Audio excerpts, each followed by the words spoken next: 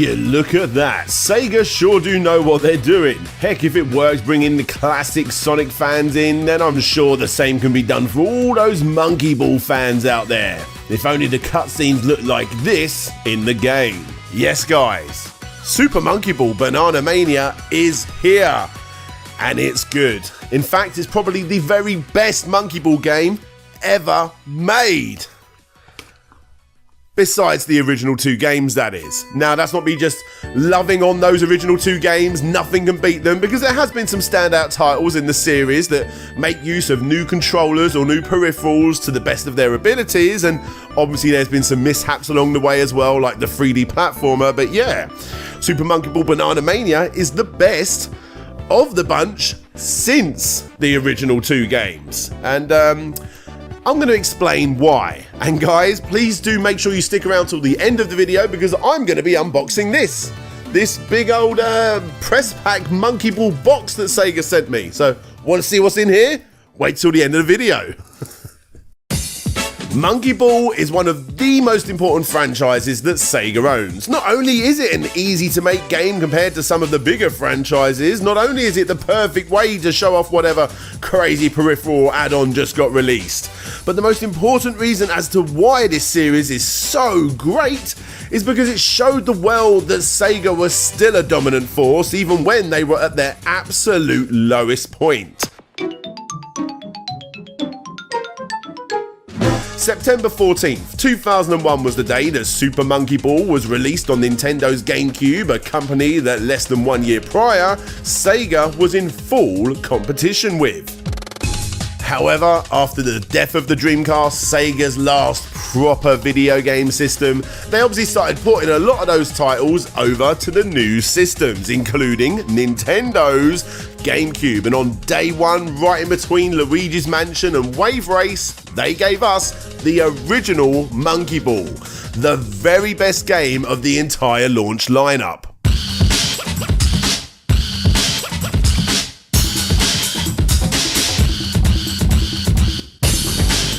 Sega are here to stay, and they're right here on the Rivals console, and at the front of the pack you got 4 monkeys that you get to cage up and bury at the bottom of the ocean. Anyway, monkey murders aside, the game has always been fantastic. You got a monkey in a ball and you got to roll it to the end goal. Simples for 99% of the franchise, this has always been the goal of the main game. However, it's when you play the game you realise just how addictive the world's most basic formula actually is. If you're a newcomer to this 20-year-old franchise and you're thinking that's just way too simple for me, technically, I mean, it's no different than saying a racing game is just about going from start to finish. Yet we all know there's so much more to it than that, otherwise Hooters Road Trip and Daytona USA would just be as good as one another. They're not. Monkey Ball is as simple can get, but it feels fantastic to play, and they got that formula right from day one. A formula so perfectly executed that several of the sequels after Monkey Ball 1 and 2, although at first glance may seem to be perfectly fine, didn't always get the feeling down just right. Heck, even Deluxe for the original Xbox, which was a port, plus a few extra courses of the original 2 titles by the way, wasn't as perfect as the original 2 titles, but honestly, 99.9% of people never noticed that. And I for one, knowing that it wasn't as perfect, still played this one a hell of a lot. So for me, Super Monkey Ball Banana Mania hasn't got to beat Super Monkey Ball 1 and 2 with an octagonal gate style GameCube controller, because that's unbeatable. It even beats the original arcade game if you ask me. What it's got to beat is Super Monkey Ball Deluxe for the Xbox, and I'm very happy to say that it does. Mostly. Sega knows that us hardcore fans hold those original titles as the benchmark, and that's why this new game isn't a sequel with some VR motion controls added in or whatever. It's simply all of the levels from the original trilogy. There is literally over 300 levels here, and the way you control the game is simply by moving the analog stick. It's the absolute definition of back to basics. Actually, why hasn't Sega ever made a Super Monkey Ball VR game? Even though the game feels, from what I can tell, almost perfect, it was only when I went back to play the super late hardcore levels in the original games that I did start to notice the smallest of minute differences in the way it controls, and honestly I'm not exactly sure what those differences are. Using the exact same controller on the older games for comparison's sake using an emulator on a PC, I was still able to do better on the original game than I was here, and I can't understand why. The levels are exactly the same besides a couple of extreme minor changes to a very few of the levels, but honestly I couldn't even put my finger on those changes back then when comparing the original two to Super Monkey Ball Deluxe either. I'm sure it's just an ever so slight change up in the sensitivity. Regardless, as stated, it's still perfectly fine, and unless you've played the hardest of hard levels on the original game within the last, year, I highly doubt that you're even going to notice them in Deluxe or in Super Monkey Ball Banana Mania. This is still Monkey Ball, and although 0.1% of you may notice those slight changes, it still feels utterly fantastic in its own right. Retro gamers and most definitely newcomers will get to grips with it instantly, as it is. As stated, it's the best game since the original two. But one thing all retro gamers will notice straight off the bat is how the game looks, for better and for worse.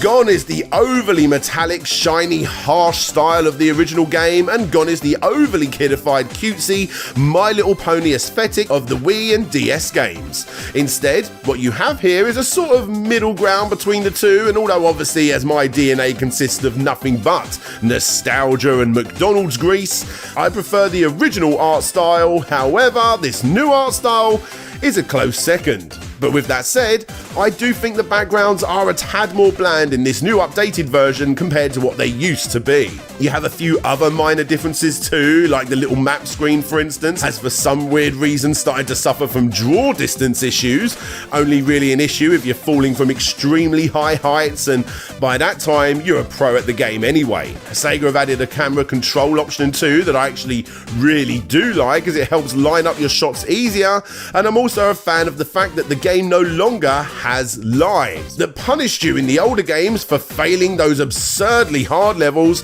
and then forcing you to go back through the easy ones before trying them again. I know some hardcore retro fans are gonna moan, but hey, I think it's a good addition. However, the biggest change up that I do take issue with in this new game is the way the characters are in the balls. And I don't mean the softer, non-plastic look of the newer characters, as you can actually unlock the older skins too, along with a crazy amount of new characters. Again, nice addition. But what I have issue with is the way they move in the ball. The biggest misconception of Monkey Ball is the fact that you control the monkey ball when you don't. The reason the camera shoots down behind the character and rolling forward is because it's in a fixed position. What you're actually doing is tilting the stage, making the monkey ball roll forward. This is why the monkey inside the ball starts walking forward and eventually starts to fall over, spinning uncontrollably as the ball continues to spin so fast that he or she just can't keep up. Back in the day, this was a great way to determine the speed of your character in certain situations, forcing you to slow it down as you start to see your character tilt forward out of control. And unfortunately, even though the actual feel of the game is almost identical, the characters literally never stop running. It's as if you are controlling the characters and not the stage. But not only is this notable in the main game, but it's also very noticeable in the party games. As perfectly fine as the main game is, besides utter minute details, the same sadly cannot be said for these mini games. Some of the games are perfectly fine. Golf, bowling, race, billiards, soccer, baseball, tennis. I've got nothing negative to say here on any of them. They are not for everyone, but if you liked them back then you're gonna like them now. Something feels slightly off with Monkey Fight. Again, I can't quite put my finger on it. You tend to never know if your punch is going to propel the opponents or not, but it's still good fun for what it is. Grab a load of friends and a few complete history beers, and you're going to have just as much fun as you ever did. But Monkey Target is really not very good, and it pains me to say that. This is how it used to control.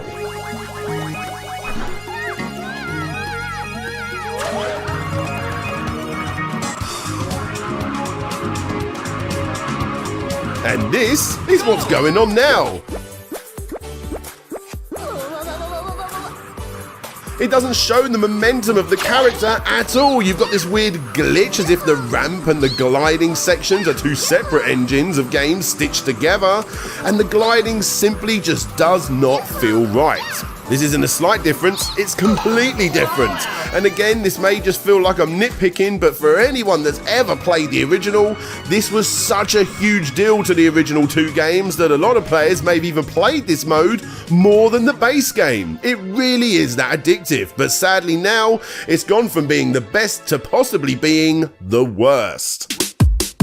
In review, it may sound like I've actually not enjoyed my time with the game, but that's simply not the case. The base game is the best it's ever felt since the original, and it's bigger than ever. If you want to play those classic levels, then this is easily the best way to do so. Newcomers, again, this is probably the best way to play Monkey Ball, as you quite literally have so much content at your disposal, and it's definitely better than the last port, which sadly just wasn't all that good. With so much to unlock, including new game modes, extra characters from other franchises, and plenty of cosmetic items too, SEGA have quite literally pushed themselves into the corner here with the base game by this point, because Banana Mania is almost the perfect way of showing off that main base game, with the smallest of issues holding it back from true perfection. What else could they possibly do with the Monkey Ball franchise? It was at this point that I decided to look back through a few other reviews to see what other people thought, and honestly, you can really see who are the hardcore fans of this series and who simply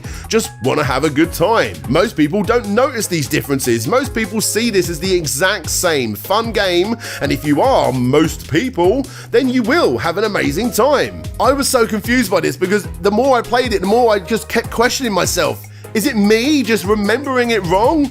Because no one else was bringing up these issues. But then I found a couple of fellow SEGA geeks, GameSack and John Cartwright of Nintendo Life. They noticed what I was talking about. A couple of awesome reviewers that, just like me, can't let go of perfection, aka can't let go of Monkey Ball 1 and Monkey Ball 2. And that's what made me realise that it's time to let go of the original game. There really is nothing wrong with Super Monkey Ball Banana Mania with the base game on this new collection. Yes, Monkey Target regrettably sucks, but everything else is fine. Newcomers or fans that have been away from the franchise for a while will see nothing wrong, and my bet is that they will have a great time with this game because it is a great game. I may have found the odd issue myself, but that didn't stop me playing it constantly at every opportunity that I could get, getting my wife and kids involved and seeing them play the absolute textbook definition of a game that's easy to control but tough to master. And my guess is that I will continue to play this game for many generations to come. So yes guys, you've seen the review, you now know what I think of Monkey Ball. I actually haven't written the review as of the time of opening this, but yeah, let's see what's inside, shall we? Yeah. It has been opened by Home Office Border Force already, since it went from California over here to over here.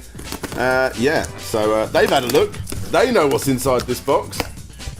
But I don't. Oh my god. Oh my god. No way. What is this? Right, okay. There is a lot in here, actually. So let's have a look. Okay, hang on. What's this?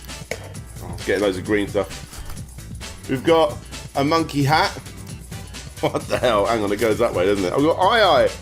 Amazing. Sorry, Slopes Game Room hat. There you go. It's so stupid.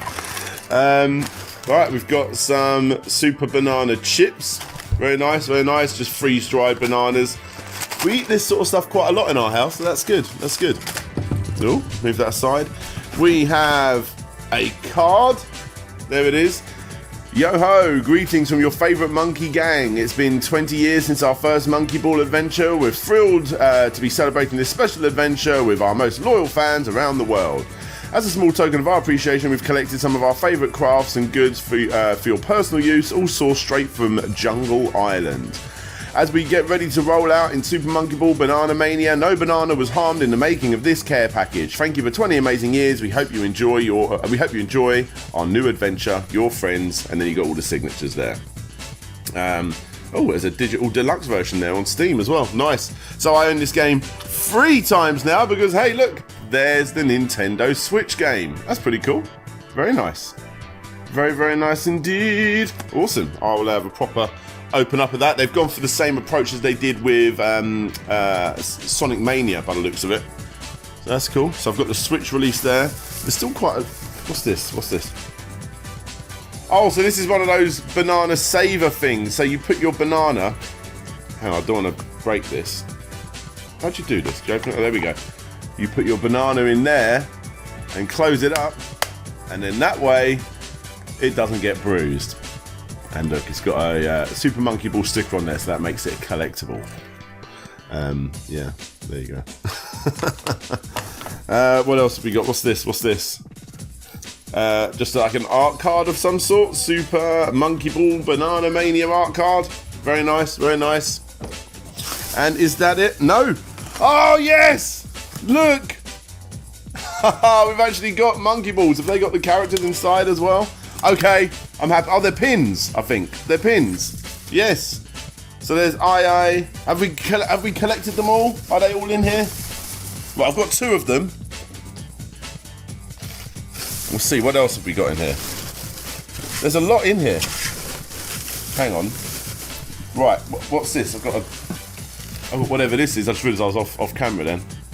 A Banana Mania scented candle. There it is. I feel like for the video I should be lighting it, but I don't want to. Because obviously it's a collector's piece, but... Yep, smells like banana milkshake. But you know, that sort of like... That type of banana milkshake. Is that everything? Yes, it is. And I've got a crazy amount of that stuff as well. So I've got 2 of these characters out of the 4 that are able to be collected. And yes, I'll be chasing up other content creators, begging, pleading to try and get all 4. That's very awesome. Very, very awesome. So yeah, here we go. That was what was in there. Thank you very much, Sega. Like I said, I haven't actually written the review already, but from what I've played, I've really enjoyed that game. And guys, the game's out. Go and get it if you want to play some classic Monkey Ball. Bye-bye.